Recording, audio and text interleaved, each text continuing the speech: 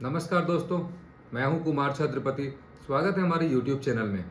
Friends, कक्षपाल की notification आ चुकी है और आज पूरा वीडियो कक्षपाल भर्ती के बारे में ही रहेगा। तो हम जानेंगे कक्षपाल के आवेदन के लिए हमें क्या क्या योग्यता की ज़रूरत है, मापदंड क्या है, हाइट कितनी चाहिए और इस फॉर्म को भरने के लिए किन किन बातों का ध्यान रखना है। तो वीडियो में पूरा बने रहें और आइए बात करते हैं कक्षपाल भर्ती के बारे में। झारखंड कक्षपाल की जो टोटल पद है, कुल पद 1733 है, जिसमें महिला और पुरुष दोनों लोग पार्टिसिपेट हो सकते हैं, दोनों लोग आवेदन कर सकते हैं। महिलाओं के लिए कितनी पोस्ट है और पुरुष के लिए कितनी पोस्ट है, इसकी भी चर्चा हम आगे करेंगे। ये जो परीक्षा है वो जेएसएससी के द्वारा लिया जाएगा। आवेदन करने की तिथि भी जारी हो चुका है, 7 नवंबर। जी हाँ दोस्तों, नोट कर लीजिएगा, 7 नवंबर। बट बिल्कुल भी जल्दबाजी ना करें, क्योंकि 7 नवंबर से ये एप्लीकेशन स्टार्ट होगा, लेकिन आपको पूरे एक महीने यानी 8 दिसंबर तक आपको समय दिया जाएगा। तो पूरा एक महीना लगभग है, आप आराम से फॉर्म को डाल सकते हैं। बस दो बातों का ध्यान रखिएगा। पहला, 8 दिसंबर को फॉर्म भरने की अंतिम तिथि है, मतलब 2 से 3 दिन पहले ही आप फॉर्म को भर ले, क्योंकि लास्ट में सर्वर इशू होता है। इसलिए दोस्तों, इस बात का हमेशा ख्याल रखें कि फॉर्म को लास्ट डेट में भरने की कोशिश ना करें।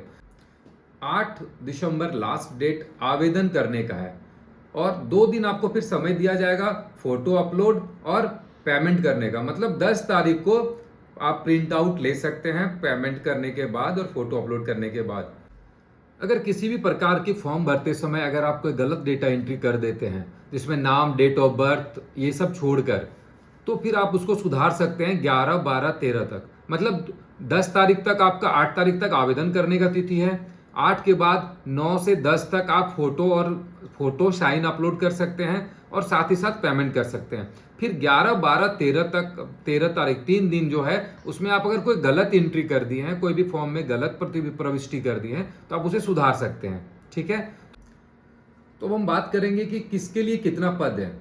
तो मेल कैंडिडेट्स के लिए 1634 पोस्ट है रेगुलर में, और बैकलॉग में 19 पोस्ट है। मतलब रेगुलर के लिए 1634 और बैकलॉग के लिए 19, दोनों पोस्ट जो है वो पुरुष के लिए, मेल कैंडिडेट्स के लिए। और फीमेल के लिए यानी महिलाओं के लिए रेगुलर में 64 पोस्ट है और 16 पोस्ट है बैकलॉग में। ठीक है, ये डाउट क्लियर है सबका? तो टोटल है 1733 पोस्ट। अब हम बात करते हैं एजुकेशनल क्वालिफिकेशन की। योग्यता इसमें 10वीं पास होनी चाहिए। अगर आप किसी भी मान्यता प्राप्त बोर्ड से 10वीं की परीक्षा अगर उत्तीर्ण किए हैं, तो ये फॉर्म सिर्फ आपके लिए है। मतलब न्यूनतम क्वालिफिकेशन जो है वो 10th पास है। एक मान्यता प्राप्त बोर्ड से अगर आप 10th पास किए हैं, तो आप फॉर्म को ये भर सकते हैं। इस पोस्ट के लिए जो आयु सीमा रखी गई है, एज लिमिट रखी गई है, वो 18 साल न्यूनतम रखी गई है। लेकिन 18 साल कब होनी चाहिए? तो 1/8/2025 तक, 1 अगस्त 2025 तक जिसका उम्र 18 वर्ष हो गया है, वही इस फॉर्म को भर पाएंगे। फॉर्म तो 7 तारीख से स्टार्ट हो रहा है, लेकिन ऐसा नहीं है कि अगर आपका 7 को स्टार्ट हो रहा है, अगर 8 को आपका 18 वर्ष हो गया तो आप फॉर्म को भर सकते हैं? बिल्कुल नहीं भर सकते हैं।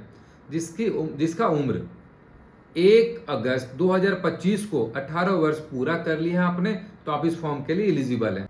अब हम बात करेंगे मैक्सिमम एज लिमिट की। तो जो रिजर्व्ड नहीं है, मतलब जनरल बच्चे हैं या ईडब्ल्यूएस हैं, उनके पुरुष के लिए, ये जो मैं बता रहा हूँ पुरुष के लिए, मेल कैंडिडेट्स के लिए बता रहा हूँ। जो जनरल बच्चे और ईडब्ल्यूएस बच्चे हैं उनके लिए 25 है, और जनरल ईडब्ल्यूएस के लिए गृह रक्षक जो हैं उनके लिए 30 है, भूतपूर्व सैनिक के लिए 45 है और सहायक पुलिस के लिए 35 है।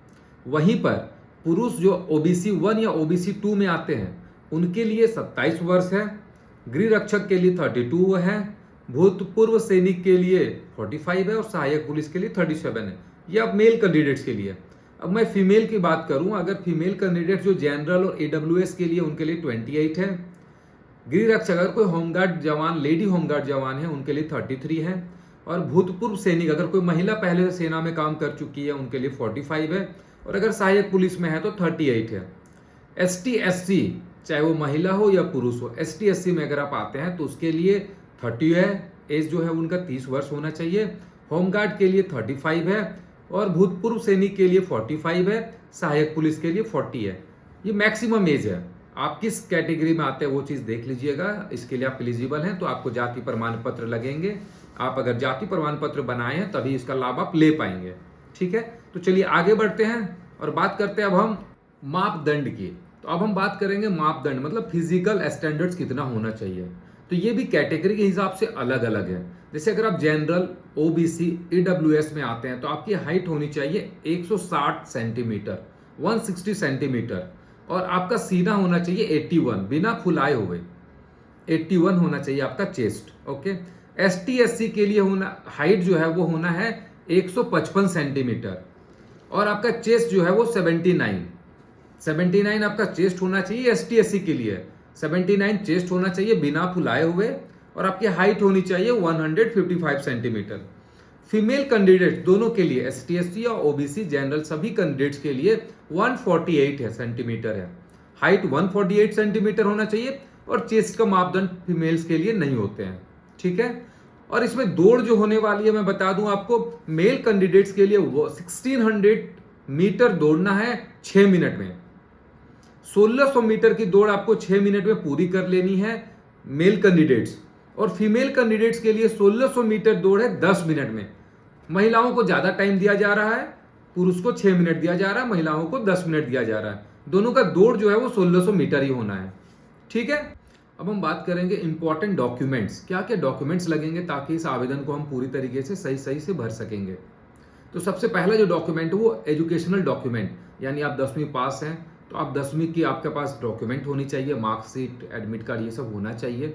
दूसरा, आधार कार्ड आपके पास होना चाहिए, आपके पास कास्ट सर्टिफिकेट होना चाहिए, आपका करंट 3 महीने के अंदर का फोटो होना चाहिए, सिग्नेचर होना चाहिए, और आपके पास मोबाइल फोन होना चाहिए, क्योंकि मोबाइल पे आपके ईमेल आईडी होते हैं और मोबाइल पे ओटीपी जाता है, इसीलिए मोबाइल फोन भी होना चाहिए।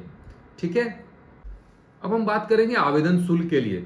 तो जो कैंडिडेट्स जनरल हैं, ईडब्ल्यूएस है या अदर स्टेट से हैं, उनके लिए 100 रुपया रखा गया है, मेल और फीमेल्स दोनों के लिए, और एसटी एससी फीमेल्स और मेल्स दोनों के लिए 50 रुपया रखा गया है। लगभग मैंने सारी जानकारी आपको दे दिया है। एक बार मैं फिर से रिमाइंडर कर दूं आपको डेट के बारे में। स्टार्टिंग डेट 7 नवंबर 2025 से है, लास्ट डेट 8 दिसंबर 2025 तक है। Photo upload, signature upload and payment करने का जो लास्ट डेट है वो 10 दिसंबर है, यानी आप 8 तारीख तक आवेदन कर लेंगे अपना, 10 तारीख तक फोटो और साइन अपलोड करके पेमेंट कर देंगे, और प्रिंट आउट रख लेंगे, क्योंकि प्रिंट आउट आपका आगे काम आएगा फ्यूचर में एडमिट कार्ड निकालने के लिए, और भी आपके लिए काम आएगा। और जो त्रुटि अगर कुछ हो गई है, जैसे कुछ डेटा गलत आपने एंट्री कर दिया है, उसको सुधारने के लिए 11, 12, 13, तो ये डेट सारा आपने माइंड पे सेट कर लीजिए ताकि कोई भी चूक आपसे ना हो। ठीक है। अब हम बात करते हैं कि हम अप्लाई कैसे करें। अप्लाई करने के लिए जेएसएससी के ऑफिशियल वेबसाइट पे जाना है, जो वेबसाइट है www.jssc.jharkhand.gov.in।